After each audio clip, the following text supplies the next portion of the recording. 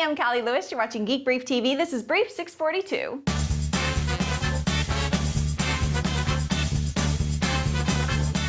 Kylie likes it, Mossberg likes it, Maximum PC says Windows 7 is unquestionably the best version of Windows ever. CNET says Windows 7 is stable, smooth, and highly polished.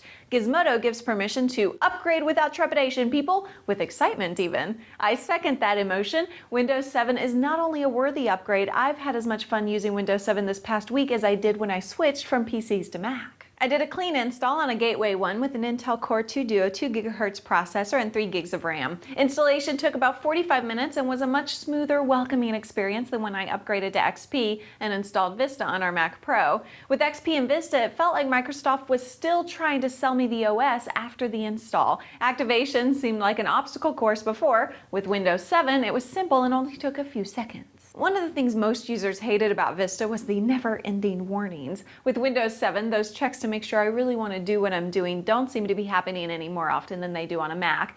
Things that aren't immediately critical but that need to be taken care of nonetheless, like installing antivirus software, await action in the Action Center located in the Task Notification area. The notification area is also where you can find security settings, maintenance settings, troubleshooting, and it's where you can restore your computer to an earlier time. The taskbar does much of what the dock does on a Mac, but it does it in a way that seems more sensibly restrained than its Mac counterpart. If you open an application, its icons show up on the taskbar just like before, but if it's an application you use all the time, you can permanently pin it to the dock and arrange the order as you like. Hovering over an icon gives you a preview of any or all of its opened windows. Then, and I love this, if you move your mouse over one of the preview thumbnails, it expands to full size. The full size view remains on the screen as long as you hover over the thumbnail, and then if you click that thumbnail, the window stays open. If you right-click an item on the taskbar, you're given what Microsoft calls a jump list. It's a list of things you can do in that application, and it's my understanding that developers decide what they're going to put there. So if I right-click on Safari or Firefox, my only options are to open the window, pin or unpin the application to the taskbar, or close the application. But if I right-click on Chrome, I have more options like links to my most visited and recently closed sites. Engadget is such an important site, I can permanently pin it to my Chrome jump list. Arrow Peek is a little shortcut that makes your windows transparent when you hover over this little rectangular space on the right end of the taskbar.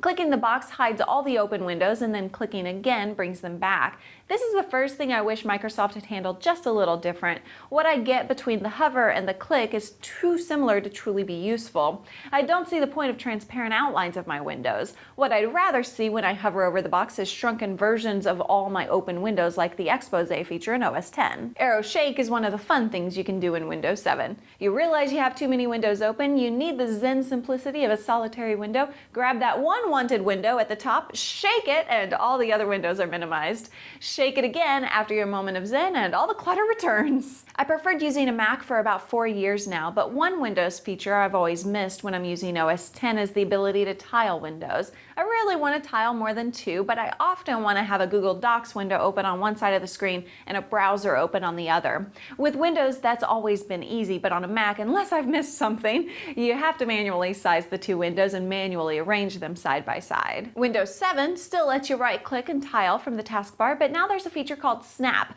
Grab a window at the top, throw it to the right side of the screen, and it snaps to fill exactly the right half of the screen. Take a second window, throw it to the left, and then you have 2 equally balanced windows where you can work side by side. Snap also works when you want to maximize a window so it fills the whole screen. Just drag it to the top to maximize and pull it down when you want to work with multiple windows at the same time. Now, let's just put that whole Vista thing behind us. Let's all pretend it never happened.